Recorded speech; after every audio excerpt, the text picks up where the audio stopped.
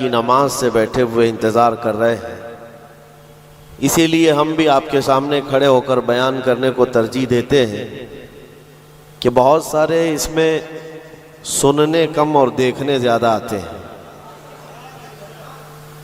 تو جس طرح کی بھی جس کی بھی جیسی نیت ہو، لیکن ایک بات ہے میرے عزیزوں، 2023 کا آخری گھنٹہ چل رہا ہے، اور اس آخری گھنٹے میں ہم اپنے رب کی یاد کر رہے ہیں اور اس کے حبیب کا ذکر کر رہے ہیں،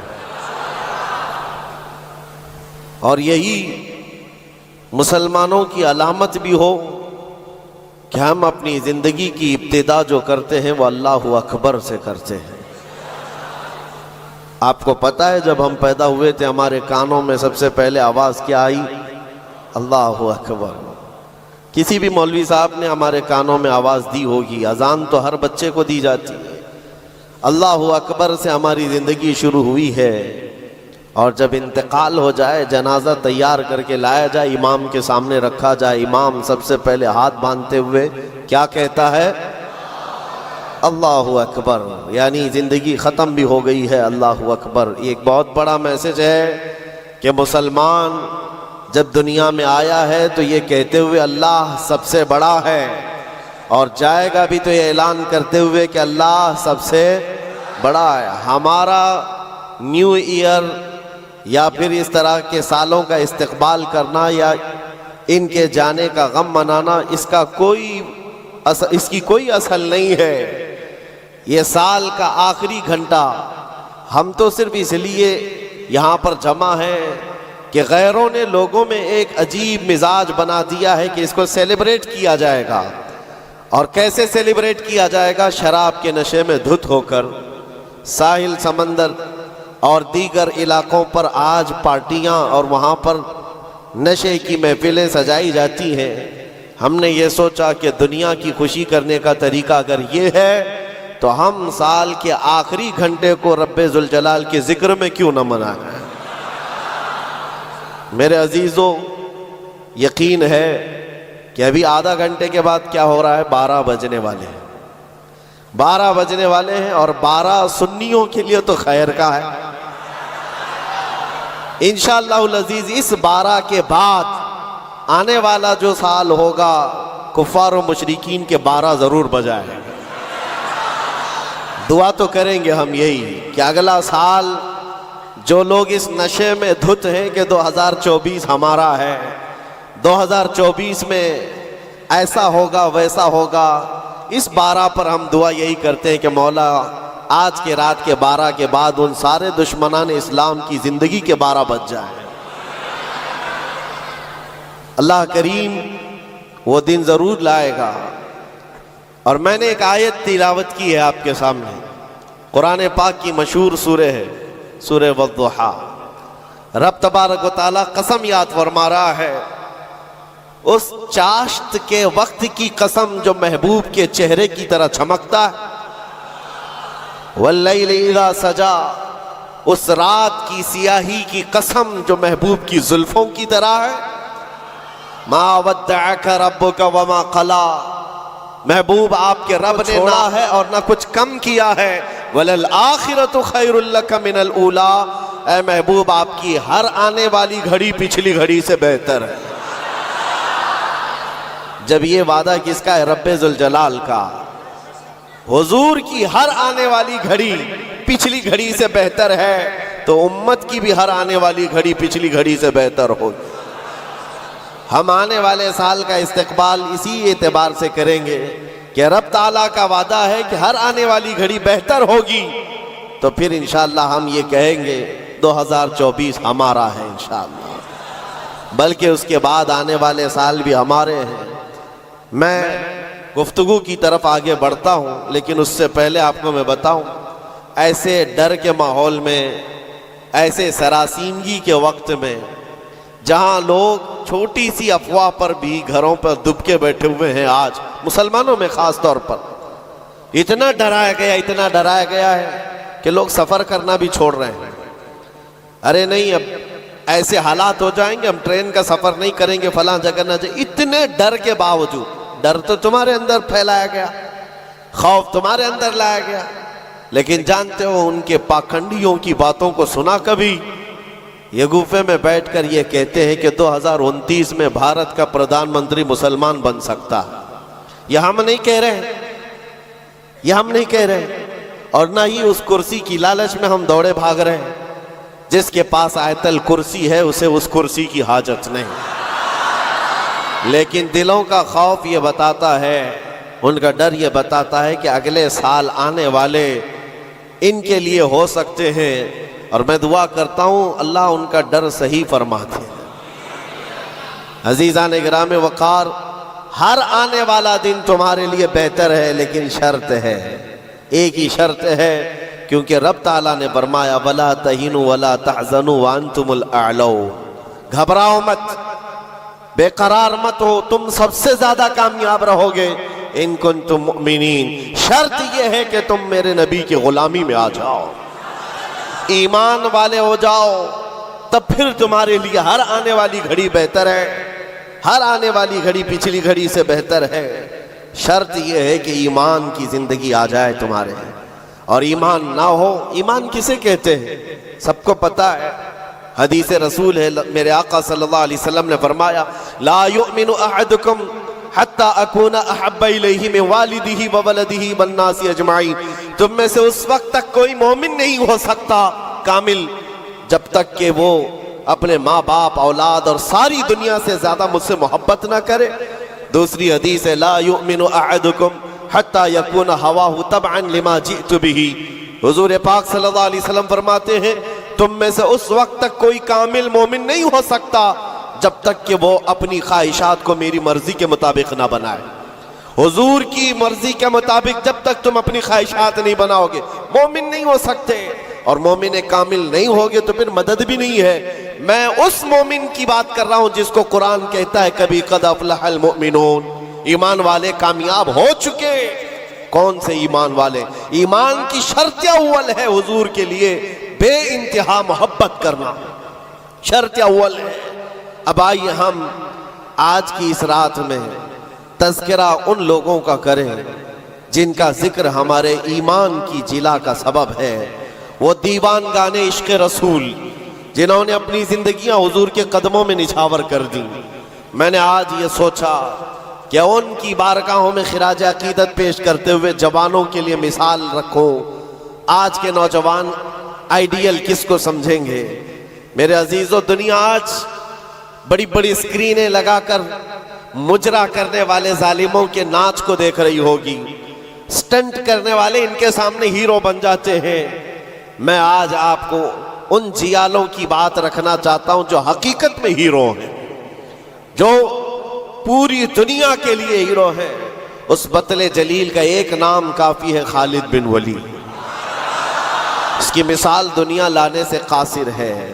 मेरे अजीजों, मेरी पूरी गुफ्तगू का खुलासा सिर्फ इतनी बात पर होगा जो बरेली के इमाम ने पुकार कर कहा था, फिर के गली गली तबाह ठोकरें सबकी खाई क्यों, दिल को जो अक्ल दे खुदा तेरी गली से जाए क्यों।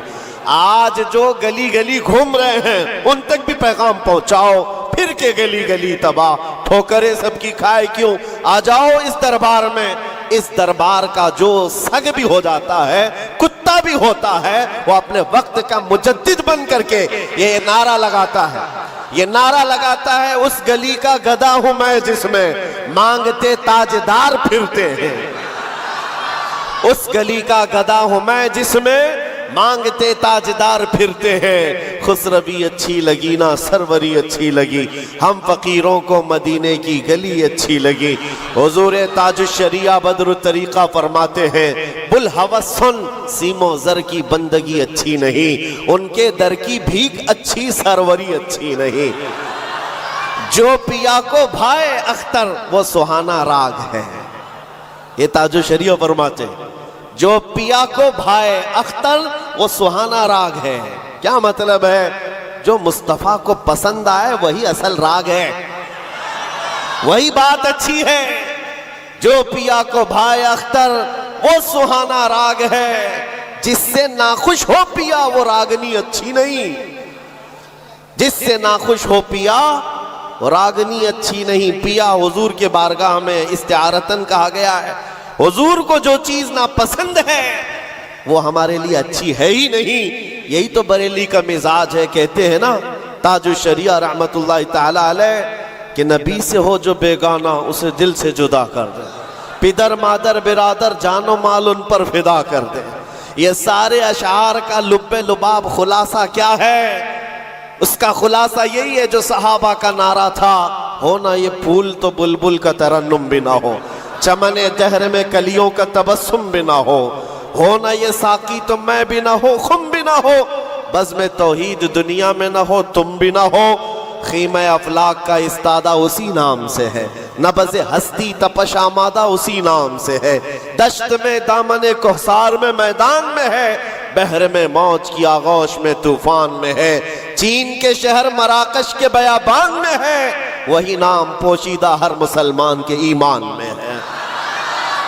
اور وہ جو نہ ہو تو اور وہ جو نہ تھے تو، یہ سارے اشعار کے بعد اب آؤ میں گفتگو کو آگے بڑھاتا ہوں۔ اسی بات پر توجہ رکھنا، پھر کے گلی گلی تباہ ٹھوکریں سب کی، اگر کسی کو ٹھوکر لگی ہے تو وہ دل پر ہاتھ رکھ کر آ جائے۔ آج میں ان جیالوں کی طرف چلتا ہوں۔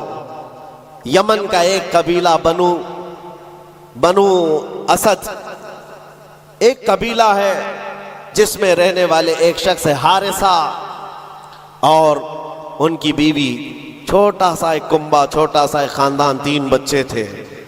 حارثہ اور ان کی بیوی اور 3 بچے، یہ یمن کا رہنے والا ایک قبیلہ ہے۔ عورت اپنے 3 بچوں کو لے کر میکے جا رہی تھی، اور بڑا بیٹا جو اس وقت عمر کا 8 سال کا تھا، زید نام تھا، قافلے پر اچانک ڈاکوؤں کا حملہ ہوا اور مال لوٹ لیا گیا، اور ساتھ ہی ڈاکوؤں نے یہ زید نامی چھوٹے سے بچے کو، 8 سال کے بچے کو بھی گرفتار کر لیا۔ ایک ماں کا کلیجہ دہل گیا کہ میرے 8 سالہ بچے کو مجھ سے چھینا گیا، باقی 2 بچے تو ساتھ تھے۔ ماں کی کیفیت ایسی تھی کہ پہاڑوں پر چڑھ جاتی، چیختی تھی، اور عربی میں جو اشعار کہتی تھی، اللہ اکبر، آج بھی موجود ہے۔ یمن کی رہنے والی یہ خاتون پہاڑوں پر جا کر پکارتی تھی کہ کوئی میرے زید کو دیکھا ہے تو مجھے بتا دے، اور جب خبر باپ کو آ کر لگی، باپ جان نچھاور کرتا تھا اپنے بیٹے زید پر۔ باپ کی ایسی کیفیت کہ کھانا چھوڑ دیا، اور مزاج میں تبدیلی ایسی آ گئی کہ لوگوں سے ملنا تک چھوڑ دیا اپنے بیٹے کی جدائی کے غم میں۔ یمن والے کہتے تھے کہ حارثہ کا بیٹا جو گم ہوا یوسف گم گشتہ ہے، یعنی ایک دوسرا یوسف ہے۔ جیسے حضرت یعقوب علیہ السلام کے بیٹے یوسف کی علیہ السلام کی دوری ہوئی تھی تو آپ نے غم کیا تھا، حارثہ نے اپنے بیٹے زید کی جدائی میں بہت رویا۔ اور وہ اشعار جو عربی میں لکھے جاتے تھے، یمن میں جب وہ اشعار پڑھتے تو اپنے جو دشمن ہوتے وہ بھی رو پڑتے تھے۔ باپ کی جدائی کے غم کے اشعار لوگوں کو رلاتے تھے۔ زمانہ گزر گیا، اب ڈاکوؤں نے اس زید کا کیا کیا تھا، کچھ سال اپنے پاس رکھا، اور عکاظ کے میلے میں، مکہ کے قریب ایک میلہ لگتا تھا، اور اس میلے میں لا کر زید کو غلام بنا کر بیچ دیا۔ جب بیچا تو یہ زید غلام بن کر کے کس کے حوالے آیا؟ خدیجہ بنت خویلد، ام المومنین حضرت خدیجہ رضی اللہ تعالیٰ عنہا کے گھر، حضرت حکیم بن حزام کے ذریعے سے۔ جب یہ غلام حضرت خدیجہ کے گھر آیا تو اس وقت 15-16 سال کی عمر تھی۔ پہلی نظر مصطفیٰ کریم کی پڑی تھی۔ رسول رحمت صلی اللہ تعالیٰ علیہ وسلم نے حضرت خدیجہ کے گھر اس نوجوان کو دیکھا، ادب میں کامل تھا، گفتگو کے سلیقے اچھے تھے، لوگوں سے ملاقات کے طور طریقے بتاتے، بڑا خاندانی آدمی۔ جب یہ پہلی نظر میرے مصطفیٰ کریم صلی اللہ علیہ وسلم کی پڑی تو ام المومنین خدیجہ سے کہا، میرے آقا نے اگر آپ بہتر سمجھیں تو یہ غلام میرے حوالے کر دیں۔ کیا قسمت ہے جس کو خود رسول اللہ خرید، زید کو خرید لیا، بلکہ تحفتاً حضور کو دے دیا گیا۔ غلامی کا دور ہے۔ زید یہی وہ حارثہ کے بیٹے ہیں نبی مکرم صلی اللہ تعالیٰ علیہ وسلم کے حوالے آ گئے، دن رات مصطفیٰ کریم کے ساتھ گزر رہے ہیں، تربیت بھی کسی نے سرور انبیاء نے کی، اور نوجوان کے طور طریقے ایسے۔ میرے عزیزو، آپ کو پتہ ہے یہ وہ زید ہے جس کے بارے میں آپ کو بتاؤں۔ حضور پاک صلی اللہ تعالیٰ علیہ وسلم کے چند دنوں کے بعد مکہ میں مشہور ہو گئے، محمد صلی اللہ تعالیٰ علیہ وسلم کا اگر کوئی محبوب ہے تو وہ زید ہے۔ حضرت ابو بکر صدیق رضی اللہ تعالیٰ عنہ بھی اس بارے میں فرماتے کہ زید کو جو قرابت تھی اس پر مجھے رشک تھا حضور اکرم صلی اللہ علیہ وسلم کا۔ اب زمانہ بیتتا گیا، زید کے گھر چھوٹے، خاندان چھوٹا، ماں چھوٹی، باپ چھوٹے، غلامی کا دور چل رہا ہے۔ ایک بار حج کے لیے ایک قبیلہ یمن سے آیا ہوا تھا، اور یمن والے حج کرنے کے بعد وہ اشعار سنا رہے تھے جو حارثہ زید کے باپ نے لکھے تھے اشعار، اور رلا رہے تھے۔ وہاں جب یہ قبیلہ یمن کے وہ اشعار پڑھ کر کے سنا رہا تھا، یہی زید وہاں سے گزر رہے تھے۔ یمن والوں نے دیکھا، پہلی نظر میں پہچان لیا، یہ وہ زید ہے جس کا باپ پورے یمن کو رلاتا ہے اس کی جدائی میں۔ یہ مکہ حرم کعبہ کے پاس کیا کر رہا ہے؟ لوگوں سے پوچھا کون ہے، لوگوں سے پوچھ کر کے زید کو بلایا گیا، پوچھا تمہارا نام کا؟ زید، باپ کا نام حارثہ۔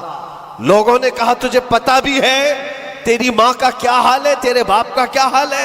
تیری ماں روز پہاڑوں پر چڑھ جاتی ہے، آسمان کو پکارتی ہے کہ آسمان بتا میرا زید زندہ ہے تو میں جینے کی تمنا رکھوں۔ باپ تیرا اشعار لکھ کر کے یمن کو رلاتا ہے۔ زید نے کہا کہ ہو سکتا ہے، لیکن جاؤ، اگر میرے ماں باپ اس غم میں روتے ہیں تو ان کو میرا سلام کہنا، اور یوں کہنا کہ انہیں گم گشتہ اونٹ کی طرح مجھے تلاش نہ کرے، اس لیے کہ ان کا زید ان کی گود سے کئی بہتر گود میں ہے۔ یمن والوں کو یہ جواب دے کر بھیج دیا، گم شدہ کوئی بچہ اپنے ماں باپ کی خبر پالے تو کیا ہونا چاہیے، لیکن یہاں کیفیت بدلی ہوئی ہے، یہاں کیفیت بدلی ہوئی ہے۔ حضور پاک صلی اللہ تعالیٰ علیہ وسلم کی اس غلامی میں دن رات گزرتے رہے، شب و روز گزرتے رہے۔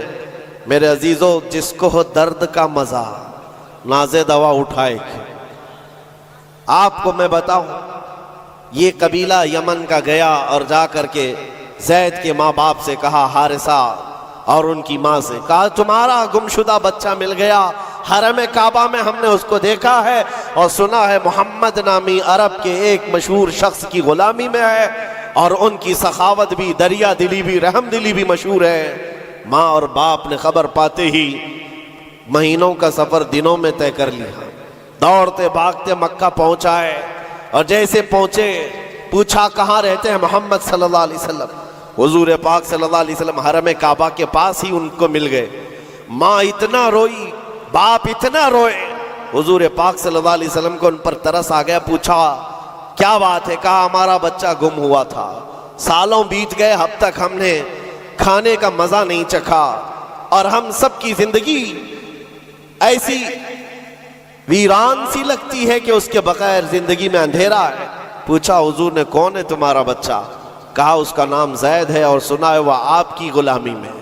حضور پاک صلی اللہ علیہ وسلم نے فرمایا زید، تم ماں باپ ہو زید کے؟ کہا ہاں، اگر آپ مناسب فرمائے سمجھے تو ہمیں ہمارا زید لوٹا دیں۔ آپ اللہ کی طرف سے سنا گیا ہے بڑا رحم دل رکھتے ہیں، ہمارے لیے اپنا زید لوٹا دیں۔ حضور پاک صلی اللہ علیہ وسلم نے کہا میں کسی کے باپ اور کسی کی ماں سے اس کے بچے کو الگ نہیں کرنا چاہتا، لیکن پھر بھی یہ فیصلہ میں زید کے اوپر چھوڑتا ہوں، وہ چاہے تو مجھ سے آزادی لے لے، بغیر کسی رقم کے، بغیر کسی فدیے کے غلامی سے آزاد کرتا ہوں، اور تم اسے لے جاؤ، اور اگر نہیں تو پھر اس کی مرضی جو ہو اس پر عمل کیا جائے۔ پھر ماں باپ کو لا کر کے زید کے سامنے کھڑا کیا جانا تھا۔ مورخین نے جو تاریخ لکھی ہے پڑھتے ہیں تو آنکھیں آپ دیدہ ہو جاتی ہیں۔ میرے عزیزو، رسول پاک صلی اللہ علیہ وسلم اپنے گھر یہ دونوں ماں باپ کو جو بچھڑے ہوئے بچے کی جدائی میں روتے ہوئے آئے تھے، چچا بھی ساتھ تھا، حضور اپنے گھر لے آئے، اور اس کے بعد زید اپنے کاموں میں مصروف تھے، بلایا زید ادھر آ جاؤ۔ آئے زید، جیسی پہلی نظر پڑی باپ پر، ماں پر، کیا کیفیت ہونی چاہیے؟ برسوں کا بچھڑا ہوا بچہ ہے، برسوں سے دور رہنے والا، ماں باپ کی محبت میں یہ جدائی کے غم برداشت کرنے والا، ایک نظر اٹھائی پھر نظر جھکا لی اور سرور کائنات کی طرف دیکھنے لگے۔ میرے آقا نے پوچھا زید تم جانتے ہو ان کو؟ کہا ہاں یا رسول اللہ، یہ میرے باپ ہیں، یہ میرے چاچا ہیں، یہ میری ماں ہیں۔ حضور نے پوچھا زید تو پھر ملتے کیوں نہیں؟ برسوں کے بچھڑے ہوئے ہو پھر ان کے پاس جاتے کیوں نہیں؟ زید نے کہا یا رسول اللہ، آپ کے چہرے کو دیکھنے کے بعد پھر کسی کے چہرے کی طرف ہم نظر نہیں اٹھاتے۔ تیرے قدموں میں جو ہیں غیر کا منہ کیا دیکھے، کون نظروں میں جچے دیکھ کے تلوا تیرا۔ رسول پاک صلی اللہ علیہ وسلم نے فرمایا جاؤ زید مل لو، ماں سے مل لو، باپ سے مل لو۔ ماں نے کلیجے سے لگایا اور چومنا شروع کیا، باپ نے ماتھا چوما۔ یہ عجیب منظر تھا۔ بہت دیر گزر گئی ان کے لاڑو پیار کے اظہار کی۔ اس کے بعد رسول رحمت صلی اللہ علیہ وسلم، زید تمہارے ساتھ یہ حادثہ ہوا تھا، اتنے سالوں تم اپنے ماں باپ سے الگ رہے، اب فیصلہ تمہاری مرضی پر ہے، تم جہاں جانا چاہتے ہو جا سکتے ہو، یمن اپنے قبیلے جاؤ، اپنے خاندان، اپنی ماں اور اپنے باپ، اپنے بھائیوں کے پاس جاؤ۔ حضرت زید اس وقت کھڑے ہو کر کہتے ہیں مکہ والے یہ منظر دیکھنے کے لیے حضور کے گھر کے اطراف جمع ہو چکے ہیں، بہت سارے جمع ہیں۔ زید نے سب کو مخاطب کر کے کہا اے لوگو حاضرین مجلس، سب دیکھو یہ میری ماں ہے، یہ میرے باپ ہیں، یہ میرے چچا ہیں، لیکن سب کو گواہ بنا کر کہتا ہوں محمد عربی صلی اللہ علیہ وسلم کی غلامی 1000 آزادیوں سے افضل ہے۔ میں اپنی ماں کے پاس نہ جا سکتا ہوں، نہ باپ کے پاس جانا چاہتا ہوں، میں ہمیشہ اسی در کی غلامی میں رہنا چاہتا ہوں۔ ماں کہتی ہے بیٹا آزاد کر رہے ہیں تجھے محمد صلی اللہ علیہ وسلم، تجھے آزاد کر رہے ہیں۔ دنیا میں کسی کو آزاد کر دیا جائے اس وقت تو بہت بڑی نعمت سمجھی جاتی تھی، لیکن تم ہو کہ آزاد ہونا نہیں چاہتے۔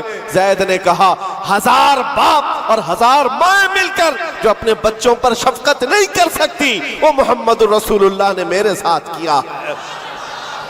جیسے ہی حضرت زید کا یہ اعلان مکہ والوں نے سنا تو کیا رسول رحمت صلی اللہ تعالیٰ علیہ وسلم نے ان کو چھوڑ دیا؟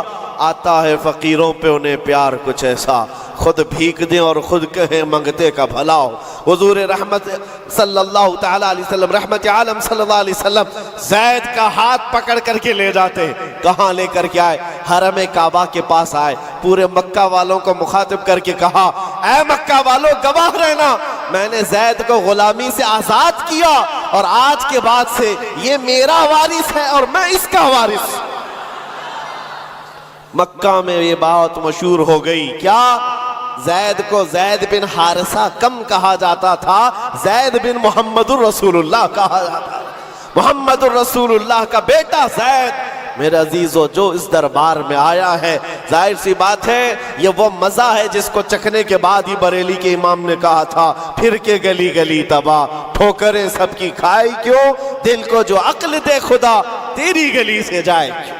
حضور پاک کے دربار کا لطف جس نے اٹھا لیا ہے پھر وہ کسی اور دربار کی طرف منہ بھی نہیں کرتا۔ حضور اکرم صلی اللہ تعالیٰ علیہ وسلم کی بارگاہ کی لذت جسے حاصل ہے وہ آج کے ہیپی نیو ایئر کے جلسوں میں یا وہاں کے تماشوں میں شرکت کرے گا؟ ہرگز نہیں ہو سکتا، ہرگز نہیں۔ وہ آنکھ ان تماشاؤں کو نہیں دیکھ سکتی جو جلوہ رسول دیکھنے کے لیے بےتاب۔ آج کی رات میرے عزیزو یہ لکھا جائے گا، تمہارے نامہ اعمال میں تو یہ لکھا ہی جا رہا ہے، دنیا کے جو حالات ابھی چل رہے ہیں وہ بھی لکھا جا رہا ہوگا کہ لوگ سال کا آخر حصہ کس طرح سے گزارتے ہیں، نئے سال کی ابتدا اور اس کا استقبال کس طرح کرتے ہیں۔ دنیا والے عیش میں دھت ہو کر، نشے میں دھت ہو کر کے کرتے ہیں، مگر مسلمان نبی پاک کے قدموں میں ہی کامیابی سمجھتا ہے۔ آؤ حضور رحمت عالم صلی اللہ تعالیٰ علیہ وسلم کے اس دربار کی لذت میں دینا چاہتا ہوں۔ اسی لیے اس بات پر میں بار بار توجہ دے رہا ہوں، پھر کے گلی گلی تباہ، ٹھوکریں سب کی کھائی کیوں۔ کب تک ٹھوکریں کھاؤ گے اے نوجوانوں؟ کب تک اس کی گلی میں اس کی گلی میں کہاں کہاں مانگو گے، کہاں کہاں کس سے بات کرو گے؟ ایک گلی کی طرف آ جاؤ جو ہر گلی سے آزاد کرتی ہے۔ دوسروں کے منگتا بننے سے بہتر ہے آمینہ کے لال کے منگتا بن جائے۔ اس نبی پاک کی غلامی جو 1000 آزادیوں سے افضل ہے، सैयदना बिलाल हबशी रदी अल्लाह ताला, वो जानिसारे रसूल, दामन रसूल में जैसी आ गया। जानते हो हजरत बिलाल हबशी रज़ियल्लाहु ताला कई सालों तक जख्म उठाए और बच्चा बच्चा उनके मुतालिक जानता है। मक्का की गलियों में उनके पैरों में रस्सी बांधकर औबाश लोगों के हाथ में दिया जाता और वो बदमाश लड़के आपको मक्का की गलियों में रस्सी में पाँव में रस्सी बांधकर खींचा करते थे। उनकी जिस्म पर, उनकी पीठ पर गरम सिल रखा जाना, दहकते हुए अंगारों में उनको सुलाया जाना, ये सब रिवायतें पता है आप बिलाल हबशी को। लेकिन जो मैं बात कहने जा रहा हूँ, ज़माना बीत गया, आप तो हुजूर पाक की गुलामी में आए और हुजूर पाक सल्लल्लाहु अलैहि वसल्लम की वफ़ात के बाद सिद्दीक़ अकबर का ज़माना आया, हज़रत उमर का ज़माना। मेरे अजीज़ों, आपको एक बात बताऊं, जब मजलिसे अमीरुल मोमिनीन हज़रत उमर फारूक रज़ियल्लाहु ताला अन्हु में हज़रत बिलाल हाजिर होते, बिलाल उनकी कैफियत क्या थी? वो भी मक्का के गुलाम थे, हबशी गुलाम। हबशी गुलाम उस वक्त मक्का में हिकारत से देखते थे लोग, काले रंग का होता है, चौड़ी नाक का होता है। लेकिन सैयदना बिलाल हबशी की बात यह है, अमीरुल मोमिनीन उमर इब्न खत्ताब, जिसके रौब और दबदबे का हाल ये है कैसर और किसरा की फौजें थर थर कांपती हो, वो अमीरुल मोमिनीन जिसके बू से, जिसकी सिर्फ और सिर्फ हवा से, जिसकी खुशबू से शैतान रास्ता बदल लेता हो। जब बिलाल हबशी उनकी महफिल में आते तो क्या कहकर पुकारते जानते हो? या सैयदना बिलाल, या सैयदना बिलाल, ऐ हमारे आका बिलाल आइए, ऐ हमारे आका बिलाल आइए। हज़रत बिलाल कहते, हुजूर ये आपकी ज़ुबान से अच्छा नहीं लगता, मैं ग़ुलाम हूँ, मुझे ग़ुलाम कहकर पुकारे, आप सैयदना कहते। कौन कह रहा है सैयदना? उमर इब्न खत्ताब। किसको कह रहे? बिलाल हबशी को। सैयदना बिलाल आइए। हज़रत बिलाल जब कहते, अमीरुल मोमिनीन आप ये ना कहें सैयदना, मुझको ग़ुलाम कहकर पुकारे। हज़रत उमर क्या कहते थे? आइए आपको मैं बताऊं क्यों सैयदना बिलाल कहकर पुकारता हूँ। आप अपना जुब्बा उठाएं। जब वो जुब्बा उठाते, उनकी पीठ पर जो दागे हुए निशान थे, हज़रत उमर उसको बोसा लेते थे और चूमते थे और कहते, ऐ बिलाल, जो रसूलुल्लाह की मोहब्बत में जख्म तुमने खाए, वो जख्म हमने नहीं खाए हैं। जिसको हो दर्द का मजा, नाज़े दवा उठाए क्यों। अजीज़ा ने गिरामी वक़ार, मकाम और मर्तबे में वही बुलंद था जो दरबारे रिसालत में आपका और उस गली का गधा बन कर के पूरी जिंदगी गुजारता रहा। एक दो नहीं, कई मिसालें आपको मैं बताऊं। एक साहबी हैं मुसअब बिन उमैर, ये रसूल पाक सल्लल्लाहु ताला अलैहि वसल्लम के एम्बेसडर कहलाते थे, तर्जुमान रसूल थे, सफीर रसूल थे। इनकी कैफियत क्या है? अल्लाहु अकबर। तारीख में लिखा है, ये 27 साल के कड़ियल जवान और मक्का में ऐसे लिबास पहनते थे कि रेशम का लिबास, इनका लिबास मशहूर था। और मक्का की गलियों में जब घूमते थे, इनका इतर जो लगाते, पूरी गलियों में खुशबू आती। महंगा लिबास पहनते, महंगा अतर इस्तेमाल करते। दामन मुस्तफ़ा से जब वाबस्ता हुए, ये मुसअब बिन उमैर, उनकी माँ भी काफिरा है, बाप भी काफिर है और सख्त तरीन दुश्मनान रसूल है। शुरू में आपने अपना इस्लाम छुपाए रखा। चंद दिनों के बाद एक दिन उस्मान बिन तलहा ने देख लिया, जो कलील बरदार काबा थे, जाकर इनकी माँ से कहा, तू क्या घर पर बैठी रहती है? तेरा बेटा तो मोहम्मद के दीन को इख्तियार कर चुका है। माँ को इतना बुरा लगा ये जुमला।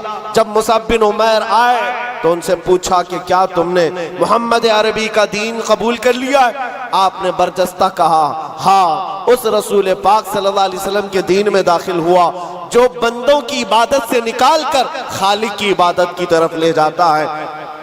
आपका ये जुमला माँ बाप को शाक गुजरा, मारना शुरू किया, इतना मारा जख्मी कर दिया। उसके बाद मुसअब बिन उमैर घर से निकले, रोज मार खाते थे, रोज अपनी माँ से भी और अपने बाप से भी कोड़े भी खाते थे। दरबारे रसूल में जब आते तो जख्मी हालत में आते, कपड़े भी उनके जख्मों से फटे हुए होते। हुजूर पाक सल्लल्लाहु अलैहि वसल्लम ने फरमाया, मुसअब तुम यहाँ से हबशा चले जाओ, हबशा हिजरत करके चले जाओ। माँ बाप वतन सब छोड़कर हबशा की तरफ चले गए। चंद महीने वहां रुके, वापस आए, پھر دوبارہ حبشہ کی ہجرت کیا۔ نبی کریم صلی اللہ تعالیٰ علیہ وسلم کا یہ جانثار ہجرت پر ہجرت کرتا رہا۔ ایک وقت ایسا آیا تھا کہ نبی پاک صلی اللہ تعالیٰ علیہ وسلم نے مدینے ہجرت کرنے سے پہلے اپنا سفیر بنا کر کسی کو بھیجا تھا، تو مصعب بن عمیر تھے۔ مدینے آئے تھے، گلی گلی میں جاتے تھے، گھر گھر کو کھٹکھٹاتے تھے۔ ایک سال کے اندر 73 صحابہ کو مدینے کے وہ حضور کے پاک کی بارگاہ میں لا کر غلام بنا دیا تھا۔ نبی پاک صلی اللہ تعالیٰ علیہ وسلم کے دربار کے ایسے غلام بنائے، عام لوگ نہیں ہیں۔ سعد بن عبادہ، سعد بن معاذ، یہ انصار قبیلوں کے سرداروں کو اسلام پہنچانے والا وہ کڑیل جوان۔ میں بات کس لیے کر رہا ہوں، سنو ذرا، زندگی تھوڑی سی مجھے بتانی ضروری ہے۔ وہ مصعب بن عمیر جو ریشم کا لباس پہنتا، جو مہنگے عود اور عطر استعمال کرتا، دامن مصطفیٰ میں آیا ہے، ہجرت پر ہجرت ہے، وطن چھوٹا ہے، کبھی حبشہ کے چکر، کبھی افریقہ کے چکر، اور اس کے بعد کبھی یثرب، یہاں پر آپ آ کر آباد ہوتے رہے۔ جب رسول پاک صلی اللہ تعالیٰ علیہ وسلم مدینے تشریف لائے تھے، اللہ اکبر، استقبال کرنے والوں میں سب سے آگے بڑھ کر مدینے والوں کو جو بتایا تھا، کون تھا جانتے ہو آپ؟ حضور جب تشریف لا رہے تھے، مدینے آ رہے تھے، حضرت ابو بکر صدیق اپنا کرتا اٹھا کر کے لوگوں کے یعنی ہلا ہلا کر جھنڈا بنا کر بتا رہے تھے، حضور پاک صلی اللہ تعالیٰ علیہ وسلم یہ میرے آقا ہیں۔ مصعب بن عمیر نے مدینے والوں کو دور سے دیکھ کر کے بتایا تھا کہ جو کپڑا ہلا رہا ہے وہ رسول اللہ کا غلام خاص ہے، اور جو چمکدار چہرہ مدینے میں طلوع ہو رہا ہے وہ محمد رسول اللہ کا ہے۔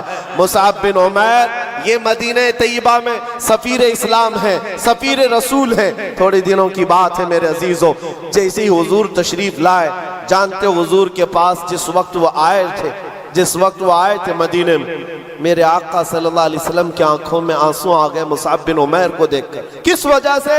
صحابہ کہتے ہیں مصعب بن عمیر کے پورے جسم میں پہننے کے لیے کوئی کپڑا نہیں تھا، ایک بکری کی کھال کو لپیٹ کر کے اس پر کانٹے لگا لیے تھے، بکری کی کھال، اور جگہ جگہ سے وہ بھی پھٹی ہوئی ہے، وہ پہن کر کے حضور کے بارگاہ میں آئے۔ میرے آقا صلی اللہ علیہ وسلم انہیں دیکھ کر رو پڑے، لوگوں سے کہا جانتے ہو یہ میرا مصعب، یہ مکہ کی گلیوں میں جب چلتا تھا اس کے عطر کی خوشبو پوری گلیوں میں ہوتی، سب سے مہنگا لباس پہنتا، ریشم کا لباس پہننے والا مصعب بن عمیر آج بکری کی ایک کھال میں اپنا جسم چھپا رہا ہے۔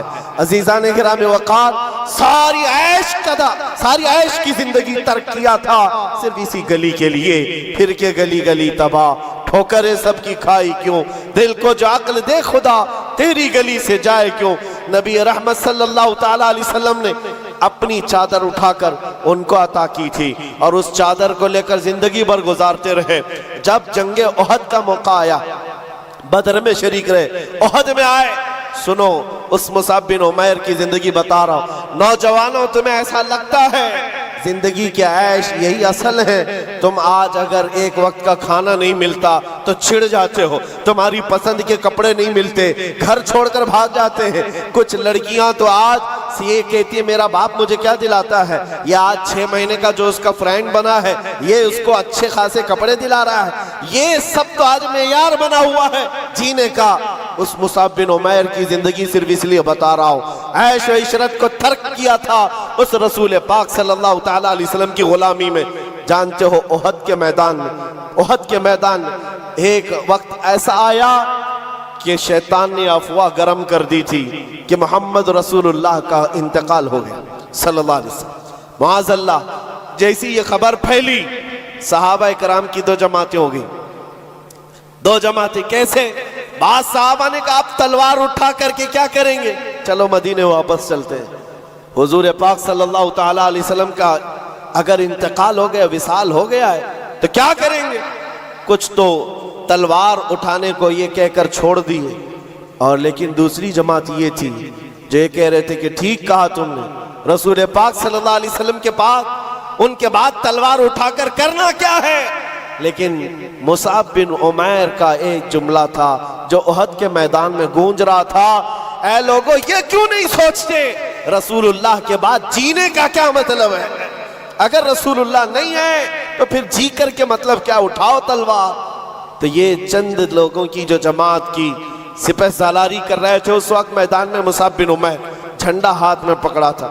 قمیہ نام کا ایک دشمن ان کے مونڈے سے تلوار مونڈے کو کاٹ دیا، کندھے سے ہاتھ کاٹ دیا۔ جھنڈا رسول اللہ کا جس کے ہاتھ میں ہے وہ ہاتھ کا کٹ جانا گویا کہ جھنڈا نیچے آ جائے۔ مصعب بن عمیر کا ایک ہاتھ کٹا، جھنڈا بائیں ہاتھ میں اٹھا کر کھڑے ہوئے۔ رسول اللہ کا جھنڈا گرنے نہیں دے رہے تھے، اور جب بائیں ہاتھ میں ان کا جھنڈا آیا تو وہی ظالم نے بائیں ہاتھ کو کہنی سمیت کاٹ دیا۔ جھنڈا یا تو اس ہاتھ میں ہو سکتا ہے یا اس ہاتھ میں۔ تاریخ اسلام کی سچے اور آگ کی وہاں گردانی کرو، سرگردانی کرو تو پتا چلے مصعب بن عمیر نے کٹے ہوئے بازوؤں سے اس پرچم کو پکڑا تھا، سینے میں دبا کر، اپنی ٹھوڑی کے نیچے دبا کر حضور کے پرچم کو نیچے نہیں آنے دینا چاہتے۔ جس کے ادھر کا بازو کٹ گیا ہو، ادھر کا ہاتھ کٹ گیا ہو، کٹے ہوئے ہاتھوں سے۔ اور اسی احد کے میدان میں ظالموں نے جب دیکھا کہ یہ جھنڈا نیچے آنے نہیں دیتا، سینے پر بہت تیز بھالا مارا، نیزہ مارا۔ اس وقت آپ نے پکار کر کہا احد کے میدان میں، یہ نہیں کہ لوگوں میرا ہاتھ کٹ گیا، لوگوں میرا بازو کٹ گیا، لوگوں میرے سینے پر دشمنوں نے نیزہ مارا، نہیں، احد کے میدان میں مصعب بن عمیر پکار رہے تھے میرا کوئی ساتھی قریب ہے تو آ جائے، مجھے نہ سنبھالے رسول اللہ کا جھنڈا سنبھال ہے، میں اسے آخری سانس تک نیچے آنے نہیں دینا چاہتا۔ حضور پاک صلی اللہ تعالیٰ علیہ وسلم کے پرچم کو نیچے آنے نہیں دینا چاہتے۔ ان کے بھائی تھے، انہوں نے اٹھا لیا۔ حضرت مصعب بن عمیر احد کے میدان میں شہید ہو گئے۔ جانتے ہو رسول پاک صلی اللہ علیہ وسلم ساری لاشوں کو جب جمع کر رہے تھے، مصعب بن عمیر کے پاس آئے اور پھر کہا اے مصعب بن عمیر، وہ سفیر اسلام ہے، رسول اللہ کا ترجمان ہے، من المؤمنین رجال صدقوا ما عاہدوا اللہ علیہ، مومنین میں سے کچھ لوگ وہ ہیں جنہوں نے اللہ سے کیا ہوا وعدہ پورا کر دیا ہے، اور اس کے بعد ان کے دفن کا طریقہ بھی ہے۔ اللہ اکبر۔ رسول پاک صلی اللہ علیہ وسلم نے فرمایا ان کو دفن کرو، ان کو دفن کرو۔ جب ان کو دفن کرنے کی بات آئی تو آپ کا جسم چھپانے کے لیے صحابہ کوشش کرتے رہے۔ جب ان کا سر چھپایا جاتا تو نیچے سے کھل جاتا، اور جب نیچے کا حصہ چھپاتے تو سر کا حصہ کھل جاتا۔ کپڑا اتنا نہیں تھا آپ کے پاس، کپڑا اتنا نہیں تھا۔ نبی پاک صلی اللہ تعالیٰ علیہ وسلم کے پاس صحابہ نے کہا اتنا ہی کپڑا مصعب کے پاس رہ گیا۔ حضور پاک صلی اللہ علیہ وسلم نے فرمایا مصعب کے پاس ایک چھوٹا ٹکڑا ہے، وہ دنیا سے ایک چھوٹا ٹکڑا لیے جا رہا ہے اور ساتھ میں رسول اللہ کو لیے جا رہا ہے، محمد الرسول اللہ کو ساتھ لیے جا رہا ہے۔ اذخر گھاس ان کے قدموں پر رکھ کر دفن کیا گیا۔ پھر میں کہتا ہوں میرے عزیزوں، وہ کون سے جوان تھے جنہوں نے اپنی زندگی کو نچھاور کر دیا تھا ان قدموں میں، عیش و عشرت کو ترک کر دیا تھا، ان کے مہنگے لباس، ان کی مہنگی خوشبوئیں، ساری چیزیں دربار رسالت میں وقف ہو گئی تھیں صرف نبی پاک صلی اللہ علیہ وسلم کی رضا کے لیے۔ آج آپ سے ہم یہ نہیں کہتے کہ حلال چیزیں چھوڑ دو، پہننا چھوڑ دو، اوڑھنا چھوڑ دو، نہیں، کم از کم حضور پاک کے اگر غلام ہو تو حرام چیزوں کو تو چھوڑ سکتے ہو۔ لباس اچھا پہنو، خوشبو استعمال کرو، اس کی ممانعت نہیں ہے، لیکن اے نوجوانوں اگر حضور کی غلامی کا دعویٰ کرتے ہو تو ہم چاہتے ہیں تمہارے کان پھر یہ گندے نغمے کیوں سنتے ہیں، یہ گالیاں تمہاری زبانوں سے نکلتی کیسے ہیں، یہ تم آوارہ گردی میں اپنی آنکھیں بہکاتے کیسے ہو، تمہارے یہ جسم کا ہر عضو گناہوں کی غمازی کیوں کر رہا ہے۔ نبی رحمت صلی اللہ علیہ وسلم کے غلام ہو تو پھر آؤ میرے عزیزو اس دربار کی غلامی کی لذت جسے مل جائے۔ اللہ اکبر۔ میں سچ کہتا ہوں، اقبال نے ایک جملہ کہا تھا، اقبال کے اشعار بہت معنی خیز ہے، کہا تھا کہ یہ غازی یہ تیرے پر اسرار بندے جنہیں تو نے بخشا ہے ذوق خدائی، دو نیم ان کی ٹھوکر میں دریا و صحرا سمٹ کر پہاڑ ان کی ہیبت سے رائی۔ اور پھر اقبال جو کہتا ہے دو عالم سے کرتی ہے بیگانہ دل کو عجب چیز ہے لذت آشنائی، دو عالم سے کرتی ہے بیگانہ دل کو عجب چیز ہے لذت آشنائی، جس کو حضور پاک کی آشنائی کی لذت ملی ہے पूरी दुनिया से उसे बेखबर कर देती। मैं अब साल की इब्तिदा हो गई, उन जानिसारों की बात मैं कर रहा हूँ जिन्होंने रसूल पाक सल्लल्लाहु अलैहि वसल्लम की गुलामी की लज्जत महसूस की है। उहद के मैदान में जाने से पहले दो गहरे यार, बहुत गहरे दोस्त क्या दुआ कर रहे हैं बताऊं आप? इब्न अबी वक्कास, अब्दुल्ला बिन जहश, ये दो नाम याद रखना है नौजवानों, जिनको कहते हैं ना जिगरी यार। उठना बैठना साथ में, खाना पीना साथ में, रात को चलना फिरना साथ में, कहीं कुछ मशवरे करना हो साथ में। साद इब्न अबी वक्कास और अब्दुल्ला बिन जहश, इन दोनों की दोस्ती बड़ी मशहूर थी, बहुत मशहूर थी। लेकिन उहद के मैदान में जाने से पहले अल्लाहु अकबर, दुआ क्या कर रहे हैं सुनो। दोनों आए, मुसल्ला बिछाए, रात का वक्त है। साद इब्न अबी वक्कास कहते हैं मेरे भाई अब्दुल्ला, मैं दुआ करूंगा तुम आमीन कहना। अब्दुल्ला बिन जहश कहते हैं ठीक है, मैं भी दुआ करूंगा तुम आमीन कहना। दोनों मुसल्ला बिछा कर बैठे, दुआ क्या कर रहे हैं? साद बिन अबी वक्कास ने पहले हाथ उठाया और कहा, ऐ अल्लाह, कल उहद के मैदान में जब हम उतरेंगे तेरे रसूल पाक सल्लल्लाहु ताला अलैहि वसल्लम की हिमायत के लिए, हम अपनी जानें कुर्बान करने के लिए मैदान में आएंगे। मौला, मेरा मुकाबला किसी ऐसे सख्त दुश्मन के साथ करा जो सबसे बड़ा पहलवान हो, सबसे बड़ा पहलवान हो। तमन्ना तो देखो हुजूर के गुलाम की कैसी, तमन्ना कैसी। कल जो सबसे बड़ा दुश्मन होगा उससे मेरा मुकाबला करा दे मौला।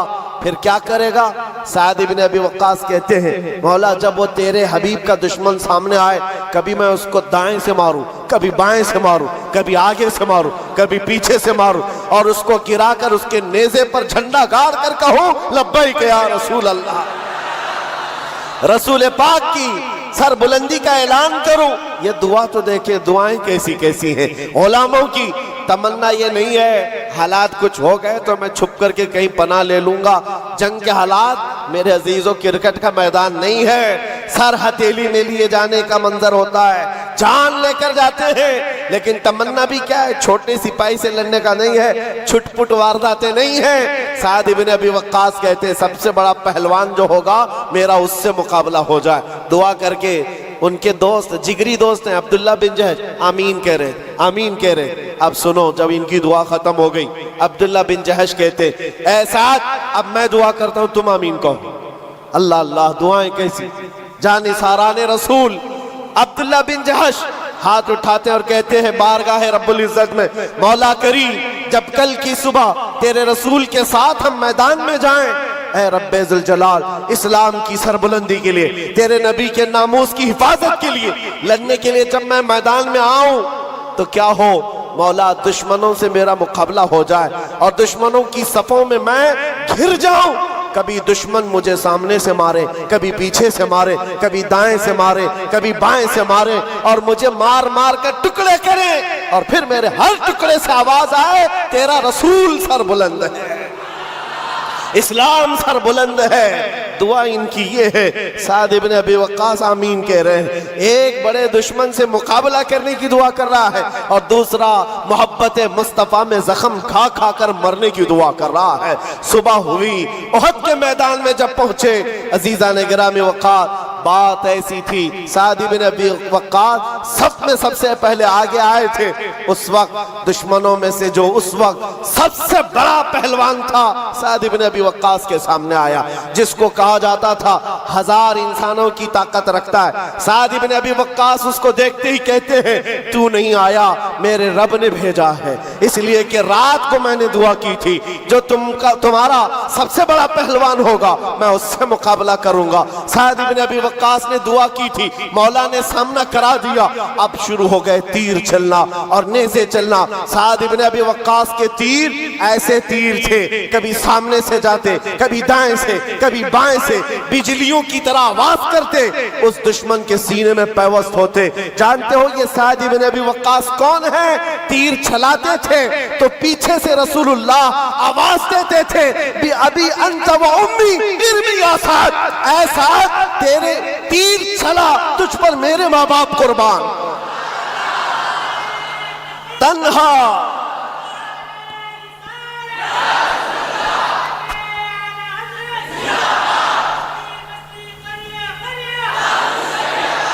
तन्हा साद इब्न अबी वक्कास की ज़ात है जिसको मेरे रसूल ने फरमाया, सारी दुनिया कहती है या रसूल अल्लाह आप पर मेरे माँ बाप कुर्बान, लेकिन साद इब्न अबी वक्कास वो हैं जिसको अल्लाह के रसूल कहते हैं साद तीर चला मेरे माँ बाप तुझ पर कुर्बान।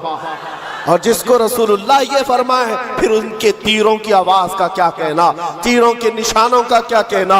जब संग संग चलते थे दुश्मन के खीमे में खलबली मच गई, थोड़ी ही देर गुजरी थी, इनके सामने आया हुआ दुश्मन ऐसा गिरा कि उसके जिस्म पर साद इब्न अबी वक्कास के लगाए हुए निशान मौजूद थे। फिर आए अपने खुदा से किए हुए दुआ के मुताबिक दाएं से भी मारा, बाएं से भी मारा, आगे से पीछे से, फिर सीने में झंडा गाड़ कर कहा रहेगा यूं ही उनका चर्चा रहेगा, रहेगा यूं ही उनका चर्चा रहेगा। पड़े खाक हो जाएं चल जाने वाले, मिट गए मिटते हैं मिट जाएंगे आदा तेरे, न मिटा है न मिटेगा कभी तू घटाए से किसी के या रसूल अल्लाह, ना घटा है ना घटेगा जब बढ़ाए तुझे अल्लाह ताला तेरा। साद इब्न अबी वक्कास की दुआ तो कबूल हो गई और आपने रहमान का शुक्र अदा किया। जंग का मैदान है और गहमा गमी है, घमासान की जंग होती है, कौन कहाँ है किसको खबर है, लेकिन जिगरी दोस्त थे अब्दुल्ला बिन जहश की यारी उनके साथ बड़ी मशहूर है। जैसे ही शाम हो रही थी ढूंढने लगे मेरा जिगरी यार दिखता नहीं, अब्दुल्ला बिन जहश कहाँ है। मेरे अजीजों सहाबा ने बताया साद इब्न अबी वक्कास को कि अफसोस है तुम्हारे अब्दुल्ला बिन जहश की शहादत हो गई। पूछा कैसे, कहा वो जब लोगों में मशहूर हो गई थी अफवाह कि रसूलुल्लाह का कत्ल हो गया, अब्दुल्ला बिन जहश ने इधर उधर कुछ नहीं देखा, दुश्मनों के नरगे में दौड़ते हुए चले गए और ऐसे अंधाधुंध उनसे लड़ते रहे, ना वो पीछे की तरफ देखते न किधर न इधर न उधर।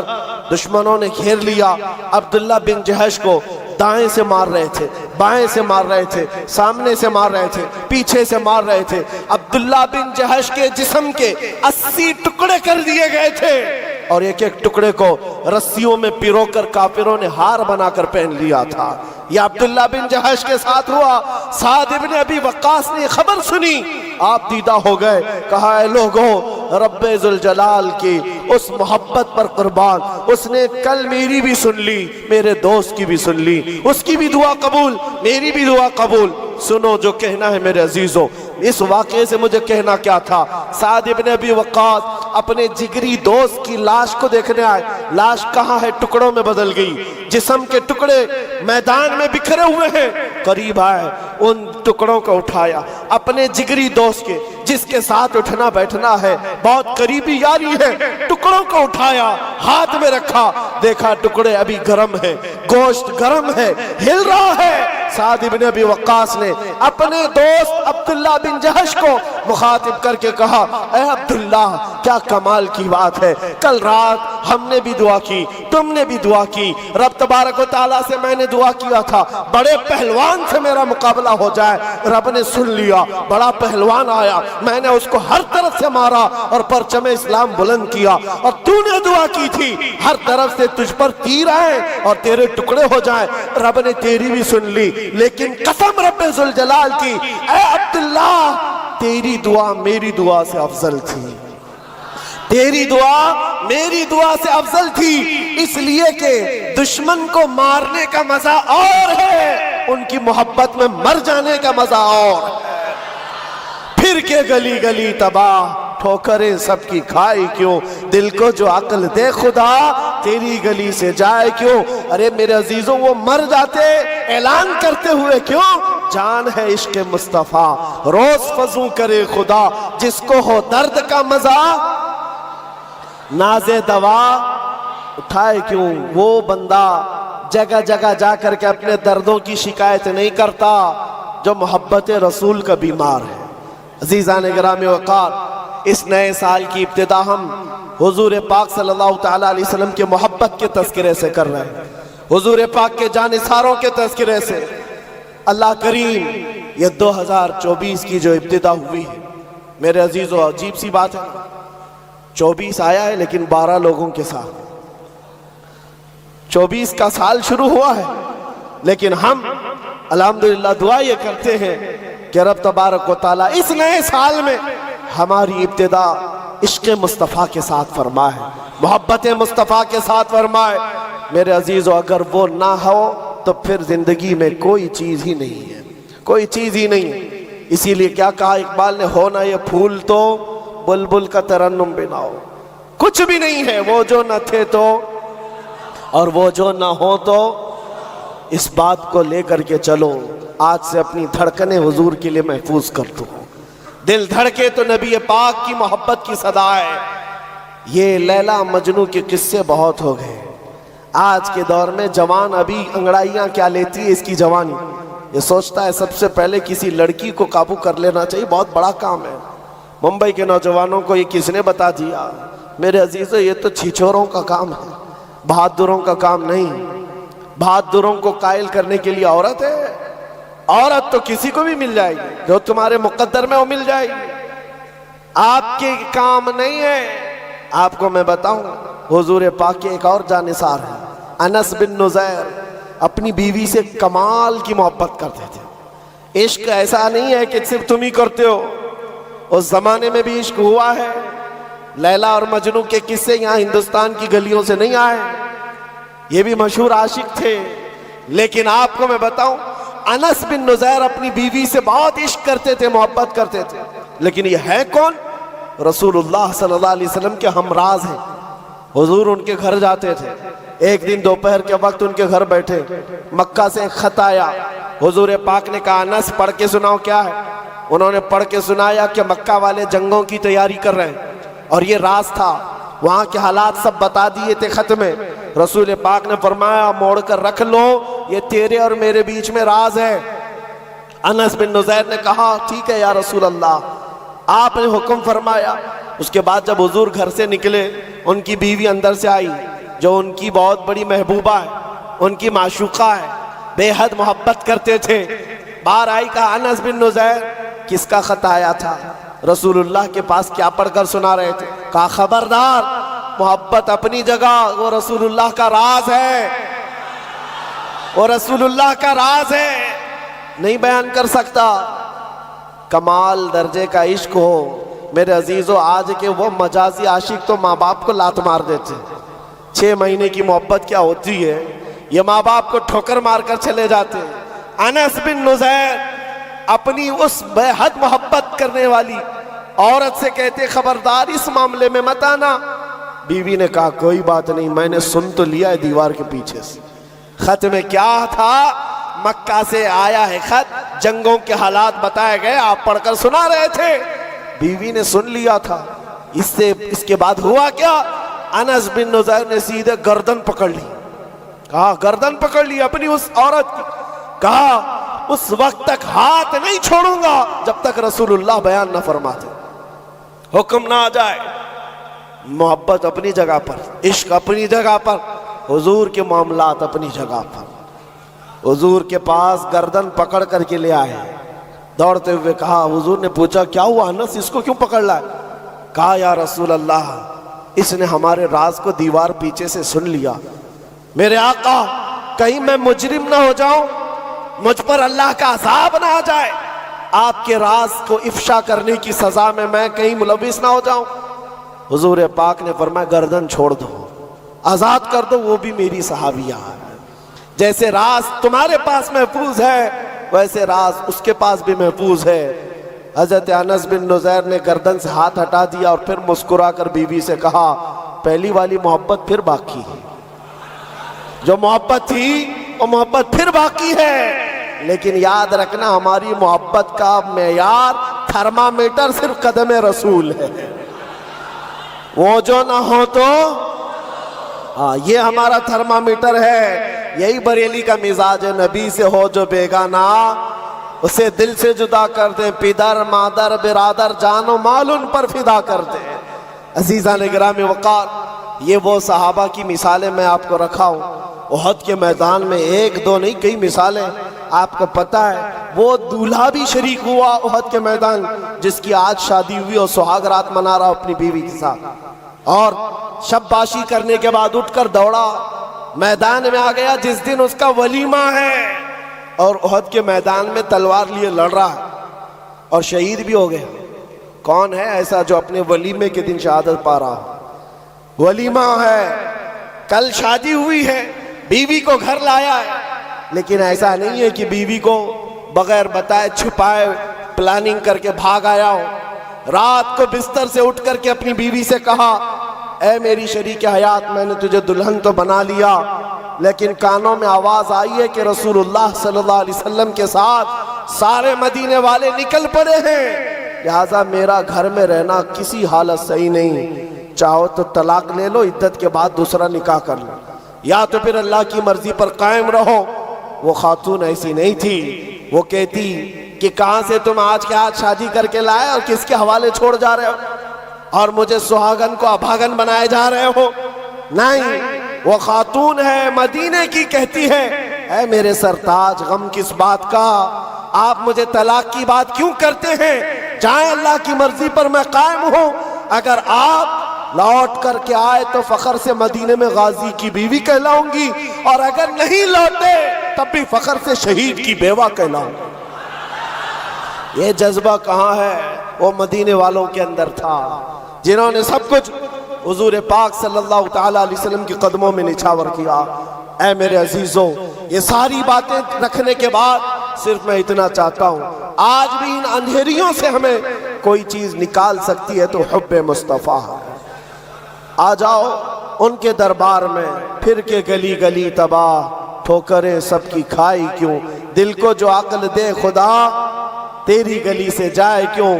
اس لیے کہ اس عقیدے کے ساتھ میں بات اپنی ختم کرتا ہوں۔ آج لوگوں کو ایسا گمان ہوتا ہوگا، تھوڑا اس پارٹی میں چلے جائیں، اس پارٹی میں چلے جائیں تو سکتا ان کی حکومت، ان کی کچھ ہو جائے گا۔